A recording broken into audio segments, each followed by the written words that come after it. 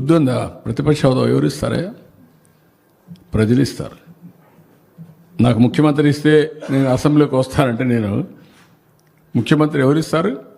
ప్రజాస్వామ్యంలో ప్రజలు ఓట్లేస్తారు. ఏ పార్టీని ఎక్కడ కూర్చొని పెట్టాలో వాళ్ళు డిసైడ్ చేస్తారు. మీరు చేసిన అరాచకాలు అన్యాయాలు చూసిన తర్వాత మీరు ప్రతిపక్ష హోదా కూడా తగరనే ఉద్దేశంతో 11 సీట్లు ఇచ్చారు. ప్రతిపక్ష పార్టీ కావాలంటే ఎన్ని సీట్లు కావాలి? 18 కావాలి. 18 ప్లస్ 19 కావాలి.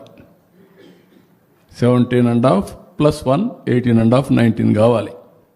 19 ఉంటే వస్తుంది. అప్పుడు ఇవ్వరు. అది రైట్, హక్కు, ప్రజలిచ్చే అవకాశం, అది ప్రజలిచ్చే అధికారం. రాజకీయ ప్రభుత్వం ఇచ్చేది కాదు ఇవన్నీ. ఇంతకుముందు 94లో కాంగ్రెస్ పార్టీ ప్రతిపక్ష హోదా ఇవ్వలేదే. 26 మంది గెలిచారు. అప్పుడు ఇవ్వలేదు. ఎందుకు ఇవ్వలేదు?